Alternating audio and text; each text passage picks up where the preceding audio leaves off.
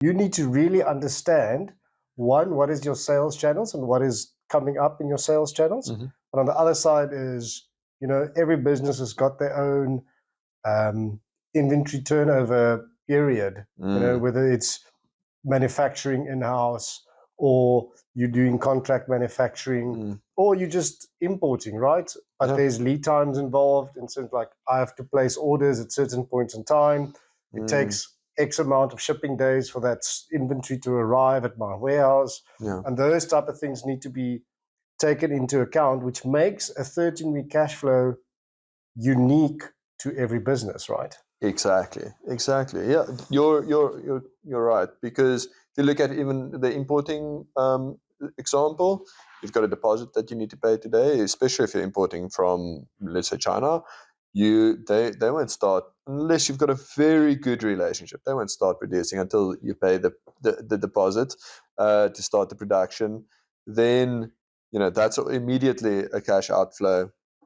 And then obviously when you receive the goods, or when it's finished produced, you have to pay the balance. You have to pay shipping. You have to pay any duties that comes with that.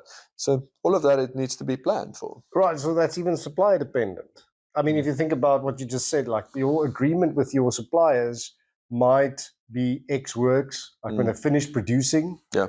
Others are on shipment, like export, like when it leaves the port. And others are when is invoiced when shipping lands at your warehouse. And in between there's customs and duties that you have to take, or tariffs that you have to take into account.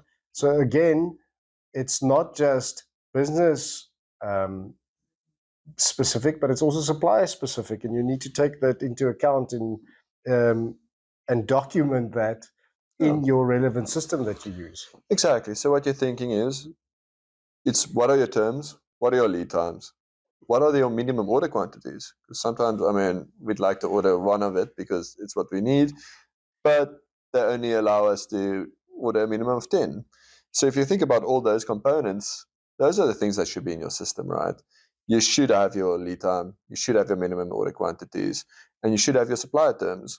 And that really drives a lot of your cash flow.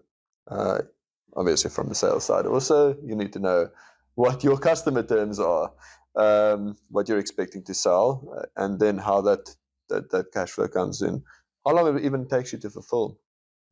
If you have a long fulfillment lead time, if it takes a lot of time to process, if you do demand manufacturing or just-in-time manufacturing, made to order, all of those components need to be captured in your system to really have the data to understand your cash flow and to make it usable.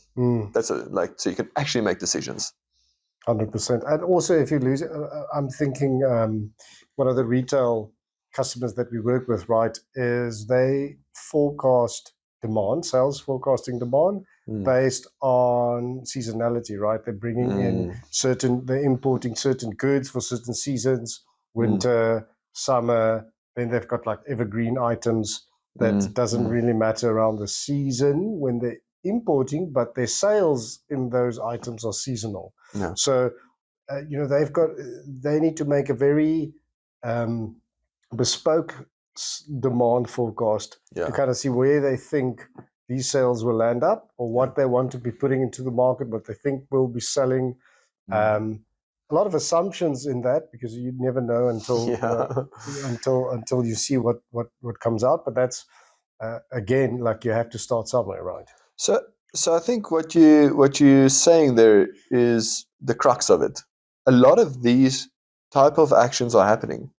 It's just not documented in your inventory management system, and that makes it very difficult to pull the data from one source or two sources that are not disparate, that actually speak to each other, to be able to start working on these kind of cash flows.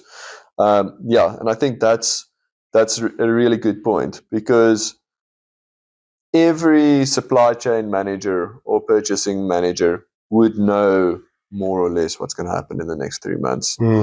Every production manager would have some kind of production calendar. Well, if they're worth their salt, right? If they're worth their salt.